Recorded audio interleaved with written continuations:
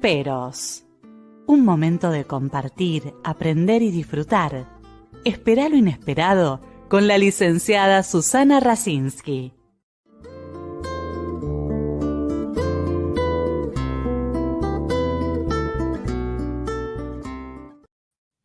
Muy buenas noches. Hoy comenzamos otra temporada más de este programa. Quiero agradecer a todos los profesionales, todos los entrevistados y a toda la audiencia que nos siguen acompañando. Y vamos a comenzar el 2024 con una invitada muy especial desde Madrid, la doctora Laura Esquerra. Bienvenida, Laura.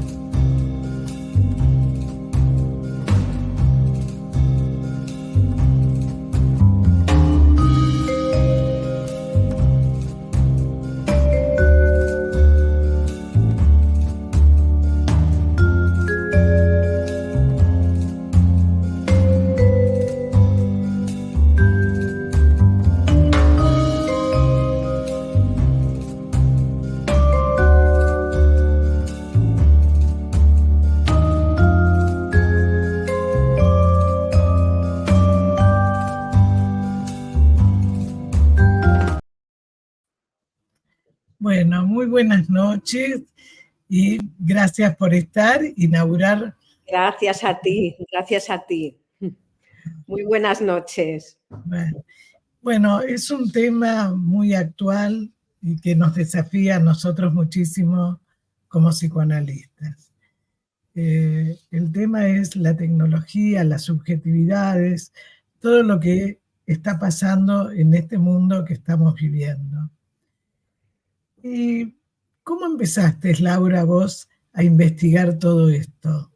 Para poder empezar a hablar un poco, ¿qué representa para vos el cuerpo? ¿Cómo comenzaste?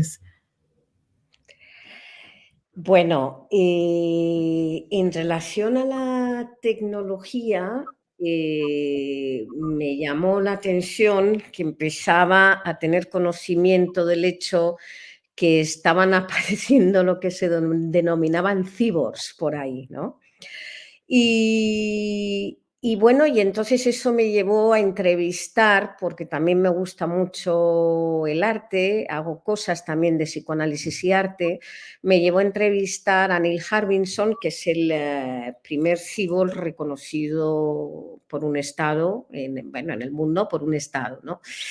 Y por ahí empezó mi interés, pero que mi interés ya venía previamente a raíz de investigaciones alrededor del cuerpo y del cuerpo como transmisor de nuestro patrimonio cultural. Y bueno, me preguntabas, me parece también en relación, precisamente, ¿no? Estábamos hablando antes, ¿qué es el cuerpo, ¿no? ¿Qué representa el cuerpo? ¿Qué representa el cuerpo? Entonces, bueno, voy a tratar de hablar de una manera muy sencilla, porque entiendo que nos escuchan muchas personas que no son psicoanalistas. El cuerpo en psicoanálisis hay que diferenciarlo de un cuerpo puramente biológico. El cuerpo en psicoanálisis acarrea una historia, porque nosotros seres humanos nos constituimos a través de otros seres humanos, ¿no? De otro ser humano. Y el cuerpo es el soporte de, entre otras cosas, de representaciones del sujeto, ¿no? Al igual que pueden ser las palabras, que pueden ser las imágenes, pero el primer núcleo, digamos, donde se anclan las matrices simbólicas del ser humano es precisamente en el cuerpo. Y el cuerpo, bueno, el psicoanálisis está atravesado, ¿no? Esto que te digo, que nos constituimos por otro a través del concepto de pulsión, ¿no? Que es un concepto absolutamente revolucionario, acuñado por Freud, como, bueno, como sabemos, ¿no? Los psicoanalistas. Sí, es decir, es fundamental en la construcción de la identidad, ¿no? El cuerpo. Y hablamos de distintos cuerpos, ¿no? con distintos autores, pero creo que lo importante es, ¿no? Cómo, digamos, cómo atraviesa, digamos, el cuerpo al infiltrarse lo tecnológico. ¿Qué es lo que pasa? Porque en un artículo que Laura me envió, que publicó, vos hablás cómo lo tecnológico borra las diferencias. Mira, en realidad a lo que asistimos, yo creo que es socialmente un borramiento de las diferencias en general, ¿no? Es decir, entre lo biológico, lo no biológico, lo artificial, lo natural. Bueno, estamos viendo, ¿no? Con toda la cuestión, las cuestiones trans que están viniendo ahora, es decir, asistimos a un borramiento de las diferencias. Yo creo que es una pregunta muy compleja porque no sé si podríamos decir que la tecnología en sí borra las diferencias. Lo que sí me parece que ya podemos aseverar a estas alturas es que la tecnología permite ser todos, ser todo, y además permite, por ejemplo, algo que es fundamental para que nosotros, seres humanos, podamos avanzar en la vida y nos podamos constituir, que es fantasear con la idea de que podemos saltarnos los duelos, ¿no? Los duelos y toda la evolución de las etapas, porque de alguna manera, digamos, en esta sociedad hay un colega que él habla del super yo, de la sociedad del super yo, que de alguna manera es un super yo productivo, dice él, ¿no? Todo vale, todo es ya. Es el doctor Omar Mosquera, donde de alguna manera cualquiera puede tener lo que quiere y como quiere, y el cuerpo que quiere. Pero ¿qué pasa? No está construido en base también a la subjetividad, a lo que se siente, cada vez más separado, lo que hace con lo que siente. Y es una cultura donde también se habla de lo que se hace, no cómo se siente, ¿no? La persona hace un viaje y te comenta qué comió, qué se compró, ¿no? No, pero ¿cómo te sentiste en el viaje? Cuesta mucho eso, ¿no? Entonces se pueden poner una prótesis que a veces es necesaria, ¿no? Por un accidente, por una enfermedad. Pero cuando la persona se hace el cuerpo que le parece que le va a gustar, pero no ha habido una construcción de adentro para después, digamos, disfrutar, entre comillas, ese cuerpo que se construyó artificialmente. Va por un lado lo que es netamente, digamos, del hacer, pero sin la elaboración de eso, ¿no? Bueno, yo lo que creo es que el otro, con su potencial simbólico, es aniquilado, y entonces entramos precisamente en una era donde yo me creo que me puedo fabricar a mí mismo y no necesito de nada ni de nadie. Esto es el tema, ni de nada ni de nadie. Entonces, en ese sentido, la tecnología ayuda a alimentar esta fantasía. Es decir, yo me puedo construir y no necesito de nada ni de nadie. Entonces, pasamos de un cuerpo que ya no solo es lo que planteaba Foucault con el control de los cuerpos por el Estado, etcétera, sino que ahora la tecnología se infiltra en los cuerpos y de alguna manera esa mezcla nos permite, si cabe, estar mucho más en esa fantasía. Y creyendo que no necesitamos al otro, ¿no? Haciendo una ruptura con nuestra historia, bueno, y el otro como potencial simbólico. Sí, que además vemos que cada vez es más vacío lo que sienten, ¿no? O sea, se pierde, digamos, la persona no encuentra un sentido, ¿no? Exacto. No es la depresión neurótica, ¿no? Aparecen otras cosas.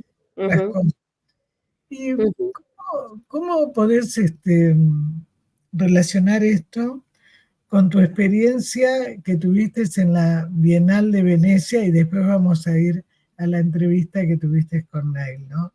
Pero, ¿cómo fue la experiencia que vos nombrás la leche de los sueños, la transformación de los cuerpos y la tecnología? ¿Qué es lo que vistes en la Bienal? Bueno, lo primero que me llamó muchísimo la atención, que esto era el tema central. O sea, el tema de la tecnología y la transformación de los cuerpos era el tema central de la Bienal de Venecia. Por tanto, pensé que, bueno, no solo tantísimas personas que no son del ámbito psicoanalítico están poniendo el foco en esto, sino que nosotros psicoanalistas no podemos dejar de tratar de comprender todo esto, ¿no? Esto es lo primero que me llamó la atención. Y luego, bueno, más allá que en la Bienal de Venecia, pues, por ejemplo, descubres estas obras que son medio humanas, medio artificiales, ¿no? Y que sin ser un caso tan extremo, pero por ejemplo, bueno, ya tenemos colegas que están trabajando y me parece absolutamente además fundamental y necesario en todos los temas desde hace años además, por ejemplo, las fertilizaciones, vientres de alquiler, fertilización in vitro, todas estas cuestiones donde también nos preguntamos cuál es el impacto que tiene la tecnología y cuál es el lugar de la tecnología. Porque curiosamente la paradoja es, se busca una fertilidad precisamente y a la vez se promueve una infertilidad de pensamiento, quiero decir, ¿no? Porque donde solo hay una salida muchas veces que tiene que ver con algo absolutamente, precisamente binario, me parece.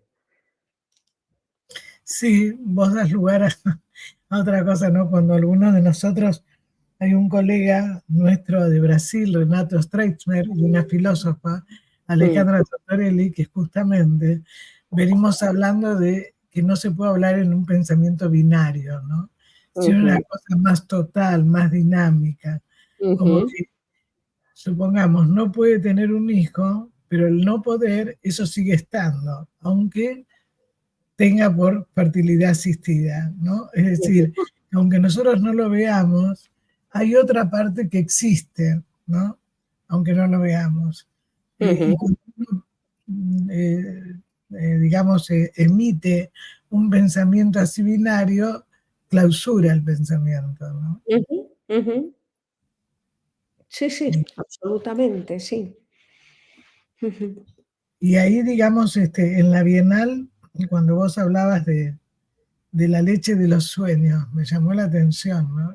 Bueno, La leche de los sueños en realidad es un cuento de Leonora Carrington, que le ponen este título tomándolo de Leonora Carrington, que es muy... Así se llamaba, así anunciaban la Bienal de Venecia. Sí, sí, pero que precisamente alude a los sueños, a toda esta capacidad de fantasear, ¿no? Que le damos tanta importancia a los psicoanalistas. Y bueno, y ahora precisamente, pues con la tecnología, nos preguntamos cuál es el posicionamiento, cuál es, digamos, el posicionamiento también de nosotros como analistas, de nosotros también atravesados, porque, bueno, estamos hablando, claro, si pensamos en los cyborgs, todo esto son casos extremos, pero ¿qué ocurre, no? Aquí hay un abanico enorme también con nosotros psicoanalistas atravesados por esos elementos tecnológicos, como tú y yo ahora, ¿no? Que precisamente estamos haciendo un programa, ¿no? Online, que esto antes era impensable, ¿no? Y qué ocurre y cómo nos influyen estos elementos tecnológicos, si nos transforman, no nos transforman, ¿no? Y qué impacto tiene esto en la realidad psíquica también del analista, ¿no? ¿Qué es lo que pensás vos que pasa? Vos ¿Qué, hablás incluso, qué pasa en relación a qué? claro, ¿cuál sería para vos, pues nosotros por ejemplo vimos que en pandemia, como no se podía atender presencial, hubo muchos colegas que no se animaron a la parte virtual, pero no solamente por no saber, porque tuvimos que aprender también, pero no podían. O sea, invadió mucha ansiedad, mucho temor de no poder ver al paciente, como algunos pacientes que, por ejemplo, en Buenos Aires, que es un momento muy crítico de nuestro país, por una cuestión de seguridad, una cuestión de tiempo, la mayoría de los pacientes no quieren volver a presencial, ¿no? Los chicos sí, los chicos quieren presencial. El tema es los padres que se les resulta muy difícil por todo el tema, vuelvo a decir, hay muchos problemas con el tránsito, muchos problemas de inseguridad. Entonces hay factores externos que influyen, pero además en los colegas, hubo muchos colegas que les costó mucho adecuarse, digamos, a lo tecnológico, porque es como que tenían miedo, no sabían cómo adecuarnos también a que el paciente por ahí aparece en las sesiones con un perro, con un gato, ¿no? Con diferentes elementos. Y bueno, hubo que trabajar también con eso dentro del encuadre, ¿no? El tema es, por eso digo, qué es lo que vos pudiste ver, porque vos también hablás no solamente de cómo nos afecta a nosotros lo tecnológico, sino también cómo afecta en general el psiquismo de la persona, ¿no? Cuando se queda solo con el objeto inanimado. Nosotros acá estamos hablando virtualmente, pero igual nos damos cuenta qué pensamos, cómo miramos, ¿no? Hay un montón de cosas que uno hace una lectura. Pero ¿qué pasa cuando un bebé comienza ya con todo lo tecnológico y falta la parte de afecto, la parte de mirada de un humano, ¿no? Sí, vamos a ver, yo creo que aquí hay diferentes temas en lo que, muy importantes en lo que tú traes. Una cuestión es trabajar online, que esto es un tema o no online, ¿no? Otra cuestión es la tecnología, los gadgets tecnológicos y la realidad virtual nos transforman o no nos transforman y cómo nos transformarían como analistas. Yo personalmente creo que el ser humano, y eso no lo digo yo desde ahora, ya lo plantea Freud en Lo ominoso en 1919, que el ser humano tiene tendencia a integrar los objetos inanimados adentro suyo y que hacía una observación Freud en Lo ominoso, donde dice que el niño trata a los objetos inanimados como seres humanos, ¿no? Que eso es algo que luego desarrolla, por ejemplo, Searles en los años 60, tiene un libro muy interesante que se llama El entorno no inanimado. Entonces, primero aquí hay una cuestión también que es, claro, como psicoanalistas, lo fundamental es que nosotros nos constituimos a través de otro humano, pero no nos podemos olvidar que en los inicios de nuestra constitución también estamos rodeados de un montón de elementos no humanos que probablemente tienen un efecto en nuestra constitución. Evidentemente, si no tuviéramos a otro humano nos moriríamos, pero eso no quiere decir que los elementos no humanos, de los cuales en general nunca hablamos, no tengan un efecto. Y eso explicaría, bueno, no sabemos si explicaría, pero abriría hipótesis para poder pensar cuál es la relación del humano con lo no humano y por qué el humano se identifica o está intentando identificarse con lo no humano, que esto es otra hipótesis, ¿no? Entonces, otra cuestión es que todas las cuestiones transhumanistas abren sobre otra cosa que yo creo que también como analistas tenemos que tener en cuenta, que cuando pensamos en realidad virtual, la tendencia general me parece que es pensar que la realidad virtual es una simulación de la realidad. Y la realidad virtual no es una simulación de la realidad, es otra realidad. Exactamente. Es realidades. De hecho, hubo un congreso donde Andrea Marzi, donde Sylvain Missonnier de la Federación Europea de Psicoanálisis, no me acuerdo ya en qué año, pero donde ya se habla de realidades. O sea, la realidad virtual no es una simulación de la realidad, es otra realidad. Y además, cuando se dice que lo que pasa es que el cuerpo no está, tampoco es verdad, me parece. El cuerpo está, lo que pasa es que el cuerpo está de otra manera. Exactamente. Y lo que tenemos que pensar es cómo está el cuerpo. No es que no esté, el cuerpo está igual. De hecho, lo que estudios bastante recientes lo que dicen es que la realidad virtual lo que hace es precisamente promover esa sensación de estar piel a piel, que la misma pantalla, que también tiene toda una serie de sensorialidades, que activa toda una serie de sensorialidades, lo que hace es, de alguna manera, despertar unas huellas muy primarias que tenemos nosotros y despierta pues toda una serie de huellas primarias que nos hacen volver a algo que tiene que ver con algo muy arcaico, muy del estar piel contra piel. Y además, otro punto es que no tenemos que olvidar, porque claro, tendemos a pensar que en la realidad virtual delante de un ordenador está la imagen. Ojo, pero no nos olvidemos que la imagen no solo está constituido por lo visual, sino la imagen se ancla en lo corporal y lo corporal está en los inicios de nuestra constitución como humanos, está fabricada de, por ejemplo, todo lo motriz, ¿no? Todo lo motriz, el olfato, es decir, una cantidad de cosas que están mezcladas.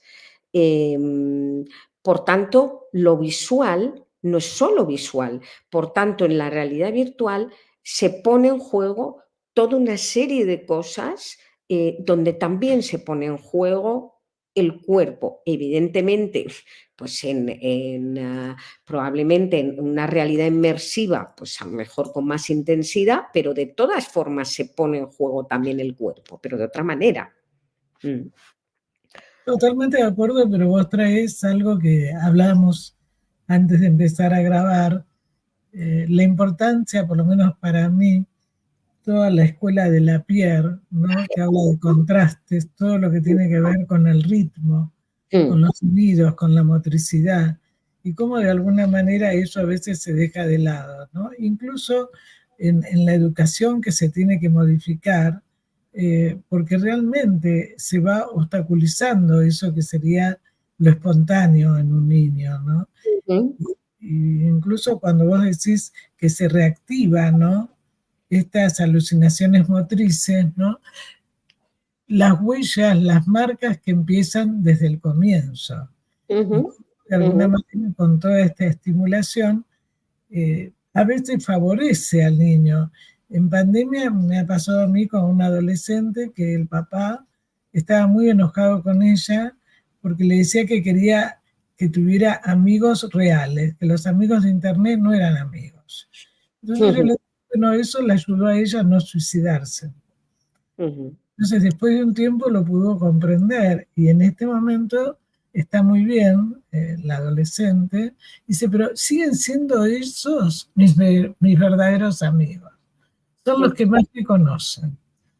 Entonces, bueno, creo que uno tiene que trabajar con lo que aparece y lo que si en ese momento, digamos, cubre algún agujero, pero le sirve para poder vivir, es importante tenerlo en cuenta, ¿no? Claro, claro, yo lo que creo, es decir, y volviendo a tu pregunta anterior, yo creo que el psicoanalista tiene que trabajar con lo que le trae el paciente, punto. Sí, sí, Entonces, y con eso totalmente de es lo que acuerdo. podemos. Entonces, que cae una pandemia, bueno, pues tratamos de adaptarnos. Y bueno, pues habrá colegas que han tenido sus resistencias, pues por algo será, ¿no? De la historia también de cada uno de nuestros colegas, pero que bueno, que tenemos que tratar de adaptarnos a lo que nos traen los pacientes y tratar de entender desde ahí. Y desde luego, por ejemplo, en el caso de la paciente, ¿no? Que tú estás comentando, pues probablemente tiene una función muy importante esos amigos, ¿no? Que están online. Y Eh, con los chicos que mm, te enseñan cómo dibujar, que te explican cómo, se mm, sienten muy contentos de poder mm, enseñarte. Y, o sea, mm, siempre hay formas de llegar al otro y que el otro se sienta bien. Vamos a un tema que me parece que les va a interesar mucho a la audiencia, pero además es una experiencia única que tuviste con Neil Hallinson. ¿Quién es? ¿Cómo fue? ¿Y por bueno, qué inmersive, como dice él? sí.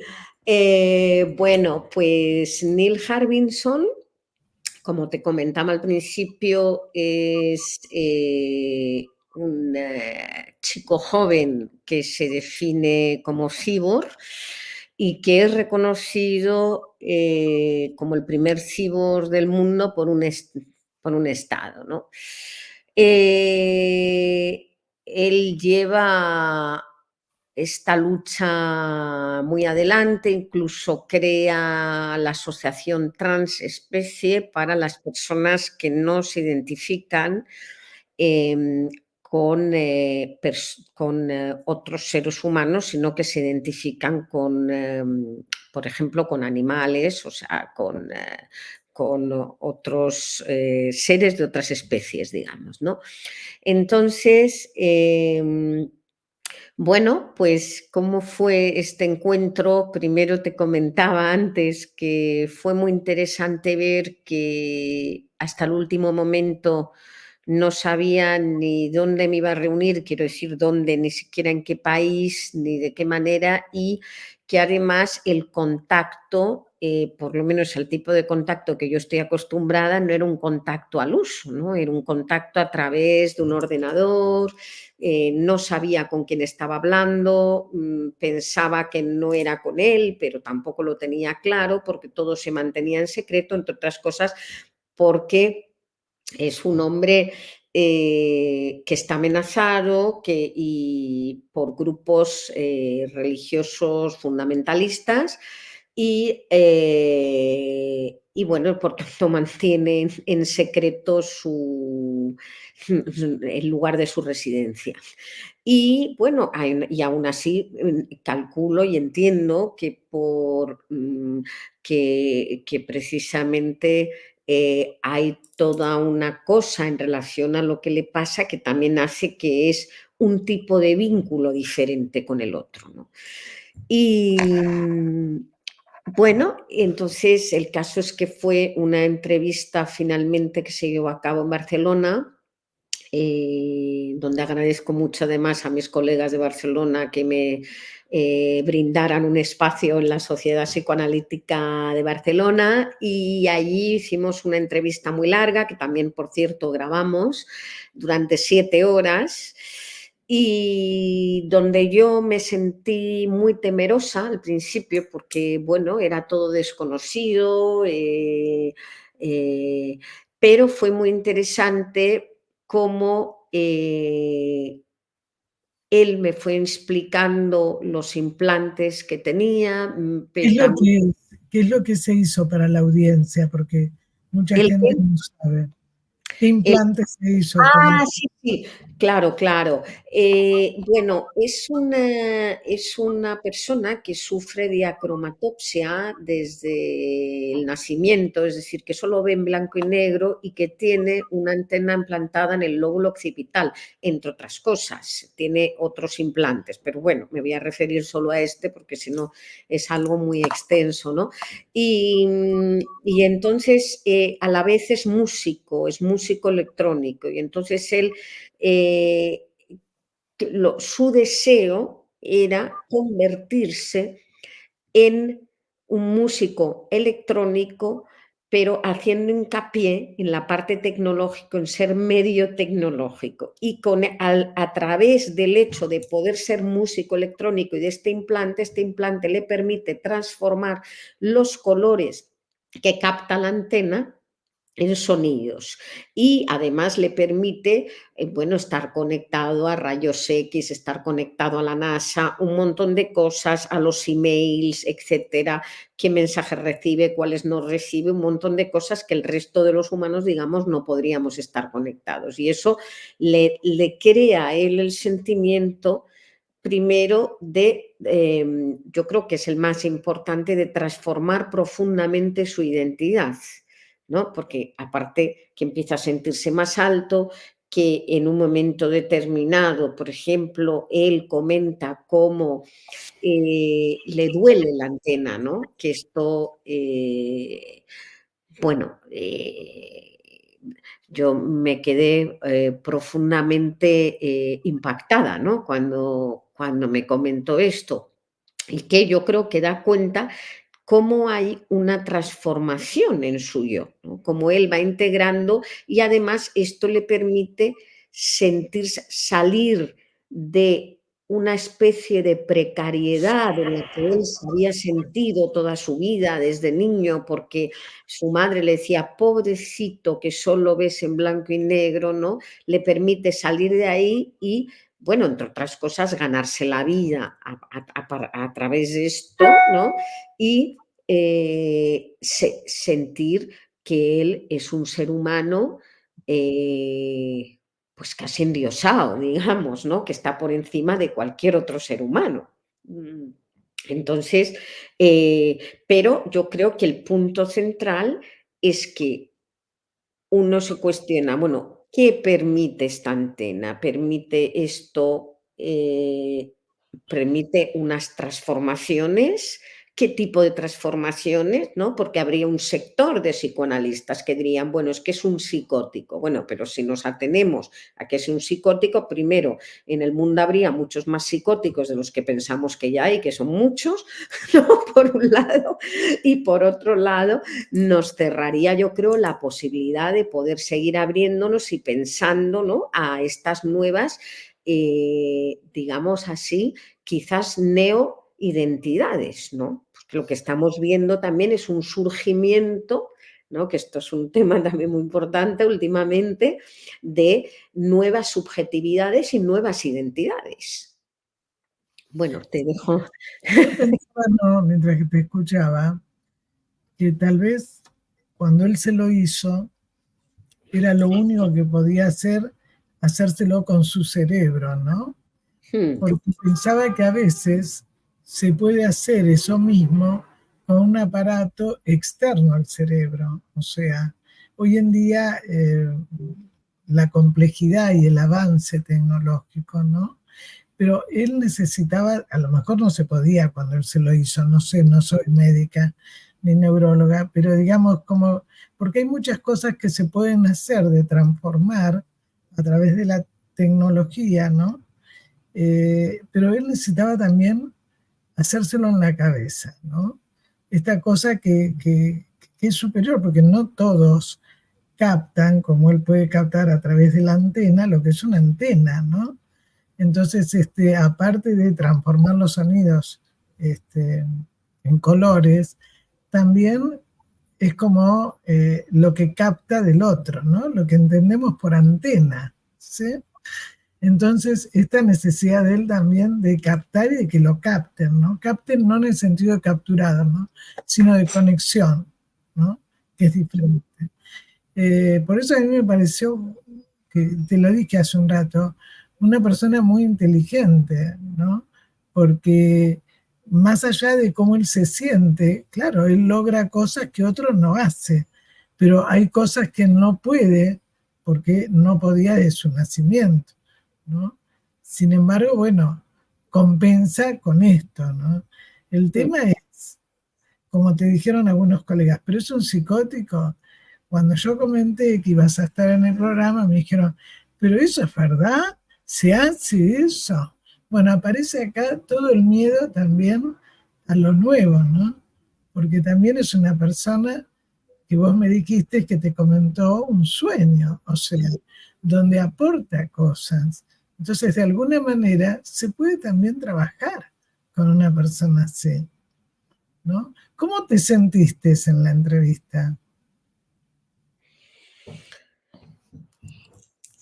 Bueno, primero decirte, cuando dices se puede trabajar con una persona así, lo que no sé si una persona así acudiría a nosotros, en concreto Claro, sí, una persona. está bien, está bien. Entonces, esto es el primer punto. Pero En pensar, caso de pero, acudiría, se pero podría trabajar. ¿sabes por qué a lo mejor no acudiría? A diferencia de un psicópata que no va nunca a consultarnos, Claro. no ser para sacar algunos elementos para su patología. No, que una persona así percibe, y como ha percibido él, que ya lo discriminarían, como que no lo entenderían. O sea, eso es como cuando viene alguien al consultorio, me acuerdo de una nena que vino con un muñeco que yo no sabía lo que era, porque no era un muñeco común. Entonces le digo, ¿qué es? Es un puerro de anime, ¿no? Anime, la serie coreana que los chicos... Sí, sí, los Entonces, ánimos. bueno, ella ya había aprendido coreano, hacía todo, ¿no? De anime. Yo no lo conocía ese puerro, porque sí, bueno. Y bueno, uno empieza a trabajar desde ahí, o sea, pero claro, ella me decía, otras psicólogas me decían que eso estaba mal, que yo no tenía que hacer, digamos, ¿no? Ese prejuicio. Y bueno, una persona así creo que muchas veces se habrá sentido excluido, ¿no? En la escuela o en otros lugares, ¿no?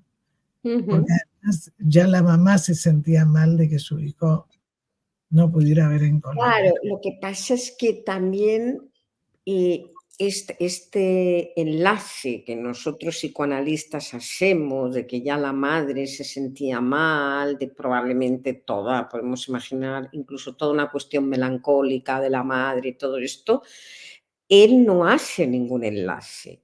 Él no dice, él lo que dice es a los periodistas les gusta hacer este enlace, pero esto no tiene nada que ver.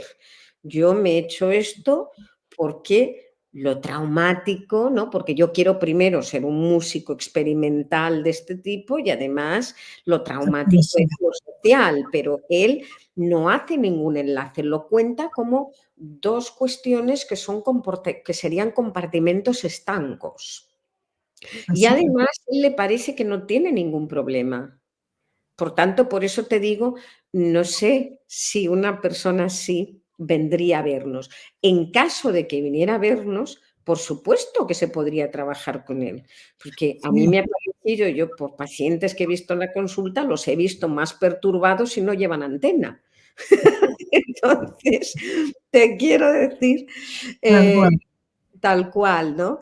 Luego te referías a la antena, sí, está toda la cuestión de captar y toda la fantasía de control, porque de hecho el sueño que trae es que una amiga, me parece más o menos que el sueño era así, que una amiga le pregunta, ¿qué tengo que hacer con mi vida? ¿No?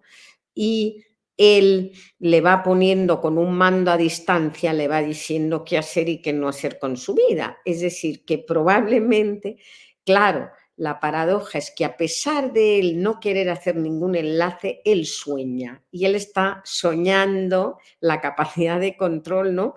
Que es también todo lo que tiene que ver con la tecnología, ¿no? O sea, volver a unos funcionamientos, vamos a decir, más, lo llamamos en psicoanálisis, más paranoides, ¿no? Podríamos decir, más de control del otro, que tienen que ver con esos primeros encuentros del ser humano, del bebé, con el cuidador, con la madre, con el padre, etcétera, ¿no?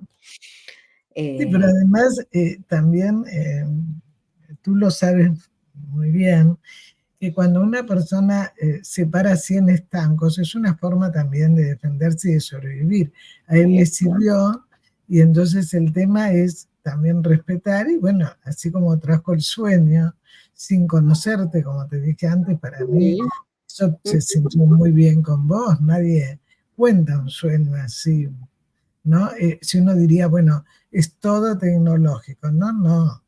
Es como él dice, bueno, humano y tecnológico. O sea, digamos, de alguna manera reconocer también cómo él se siente, cómo él piensa, ¿no? Y trabajar. Este, y, Entonces, sí, volviendo a tu pregunta, que me parece que no te contesta esa parte, que se me ha ido, ¿cómo me sentí en la entrevista? Pues mira, me sentí agotada, la sí, verdad, peor, agotada. Y luego, en determinado momento, a mí me empezó a doler la cabeza. Y luego a la vez era una situación, ahora ya lo he integrado, pero de alguna manera, eh, te diría, de alguna manera traumática. De alguna manera ya lo he elaborado, pero tardé semanas en elaborar. Y a la vez una situación traumática porque yo no me atrevía a decir mucho, porque al no conocer de qué se trataba todo este asunto, preferí mantenerme lo más silenciosa posible. bueno, está No bien. fuera a decir algo bueno, verdaderamente a poder decir algo más de lo que debía decir, y precisamente porque mi fantasía, esto era una reacción a la fragilidad interna de este chico, ¿no? Que por eso, volviendo a lo de los compartimentos estancos, ¿no? Que tú dices. No, pero además fue un cuidado hacia él y hacia vos, lo cual es muy importante, ¿no? Y el otro caso que comentás que es tan usual, ¿sí? ¿Quieres comentarlo? Sí, dices el No, otro. no, no. Ajá. Bueno, el otro caso,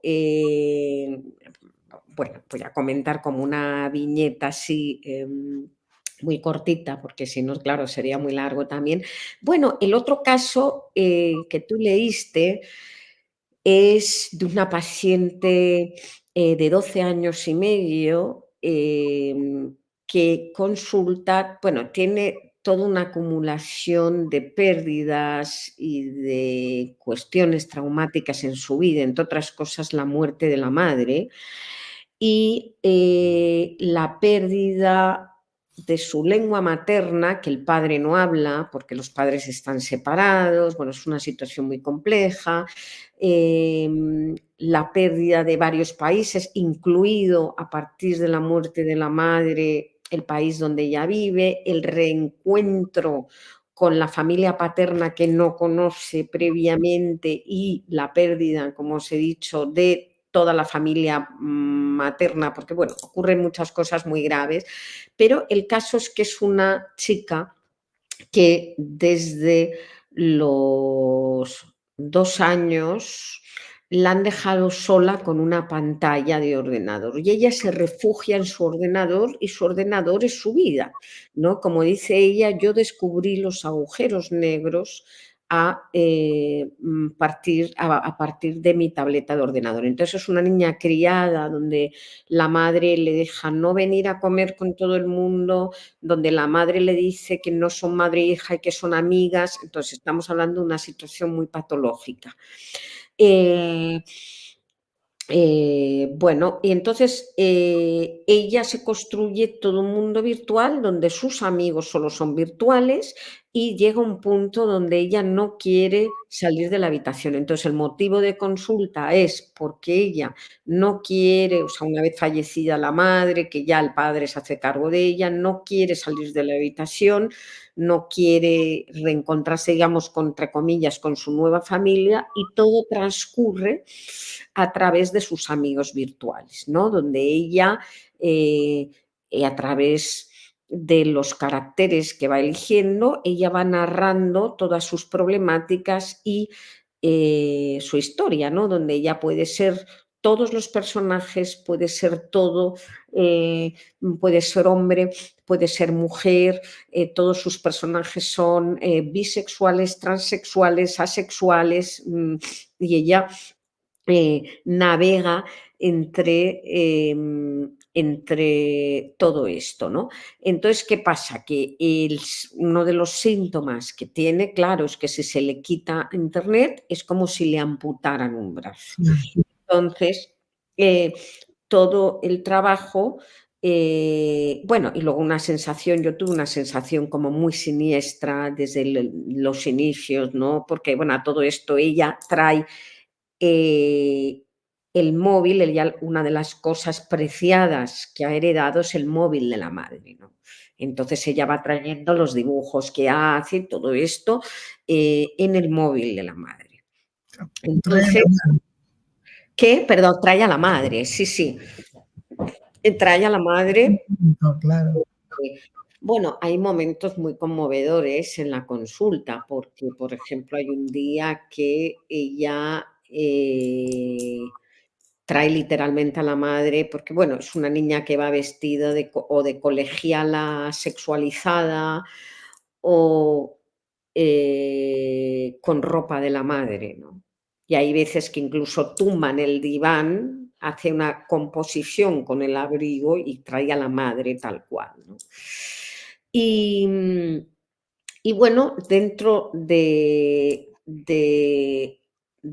toda esta problemática, lo que yo traía, vamos, ese caso que tú has leído, yo lo traía tratando de tomar solo el vértice que tenía que ver con cuál era la función, ¿no?, de la tecnología aquí. Entonces, bueno, pues donde nos preguntamos, bueno, ¿qué función tiene esto? Tiene una función antitraumática, ¿no? Antitraumática, donde ella va pudiendo narrar, es un espacio transicional a lo Winnicott, ¿no? Es un objeto fetiche, ¿no?, como diría Freud, que precisamente permite un tiempo de latencia necesario, ¿no?, antes de llegar a la posibilidad de poder hacer un duelo, ¿no?, de poder integrar algo, bueno, y además en este caso, ¿no?, con la madre, algo tan terrible. Entonces, plantea todo esto, pero también plantea desde los orígenes, ¿no? ¿Qué ocurre aquí desde los orígenes? ¿Qué papel juega la tableta y la realidad virtual desde los orígenes en esta paciente, ¿no? Que es ahí donde también nos podemos preguntar, bueno, eso de los agujeros negros tiene que ver con un intento de encuentro con todo el universo materno, pero ¿en qué medida esa tableta interactiva, vamos a decir, que la acompaña, que la consuela, todo esto también la conforma de alguna manera en algo, ¿no? ¿Cuál es la relación, digamos, con el objeto no inanimado en este caso, ¿no? Bueno, no sé si se te ocurren en este caso a ti más preguntas, ¿no? Porque así sí, nos quedan pocos minutos. Yo creo que en el caso que planteas también, ¿no? Un poco lo que planteas, a ver, ¿cuál es la función que cumple en ella el teléfono, ¿no? Ese objeto que le permite a ella no sentirse tan vacía, y cuando se lo sacan, como vos dijiste, es como que le amputan, ¿no? La relación entre el cuerpo y la articulación con la tecnología. Y como para terminar, y que vos le des un mensaje a la audiencia también, si esto sería la tecnosubjetividad, o a qué llamamos tecnosubjetividad, o qué podemos nosotros pensar, ¿podemos utilizar la tecnología? El tema es cómo la usamos, si tiene que sustituir todo. Bueno, te dejo distintas expresiones como para que vos puedas cerrar el programa Sí, sí. Mira, bueno, primero en relación a la paciente, ¿no? En relación a la paciente, estaba recordando ahora que la paciente hacía constantemente unos dibujos, ¿no? Que eran dos personajes que estaban atados por unos cables, por unos cableados, y donde había un personaje enfermo, pero los dos personajes atados entre sí, ¿no? Y que ella los titula a Amor en el corazón de un monitor en el que hay que sacar una dosis de oxígeno, ¿no? Entonces, bueno, Bárbaro, ¿no? ¿cómo? Qué bárbaro lo que te puso, ¿no? Un corazón que hay que darle una dosis de oxígeno, ¿no? Exacto, ¿no? A ver, Lo titulas Amor en el corazón de un monitor, porque aparece un monitor también, en sí, el sí, que sacar una dosis de oxígeno. Entonces, claro, pero es ella, ¿no? Es de ella que te está algo pidiendo oxígeno a vos como continente, es divino, ¿no? Lo que ha proyectado, cómo se siente ella, ¿no? es- le está pidiendo, claro, al analista una dosis de Sí, sí, oxígeno, sí. pero también es el monitor lo que le da una dosis de Ya, oxígeno, hasta ahora sí, porque no tuvo otra posibilidad. porque no tuvo otra posibilidad. Y además, bueno, entonces yo creo que también alude aquí a todo lo fusional con la madre, bueno, a toda una parte adictiva, porque la madre era alcohólica, a toda la cuestión de ser vigilada, de estar siendo vigilada y ella también la necesidad de vigilar, ¿no? Eh, mm, pero que a la vez esto, ¿no? Un gadget, objeto necesario como el oxígeno para respirar, que la prolonga y la acompaña desde su infancia, ¿no? La deja, Entonces, claro, ¿no? Y la acompaña desde su infancia, porque bueno, como nos quedan pocos minutos, no voy a entrar en toda la parte, pero que claro, hay toda una cuestión, como sabes, donde la paciente mantiene relaciones sexuales, ¿no? A través de la pantalla y que, bueno, todo esto como una manera es mucho más frecuente que lo que la gente supone, ¿no? Hay Sí, varios pacientes. Sí. sí, sí. Y luego, bueno, decirte que las tecnosubjetividades. Entonces, a raíz de este primer congreso en el que yo presenté el caso de Neil Harbinson, ahí se armó un grupo europeo con colegas de distintas regiones donde empezamos a trabajar precisamente sobre tecnología y subjetividad. Y este grupo lo acabamos denominando tecnosubjetividades, aludiendo a la posibilidad, a la emergencia de posibles nuevas subjetividades que estarían apareciendo bueno, por el contacto, por la infiltración, digamos, de la tecnología en el humano, ¿no? Y que entonces esto abarcaría un abanico muy amplio que tiene que ver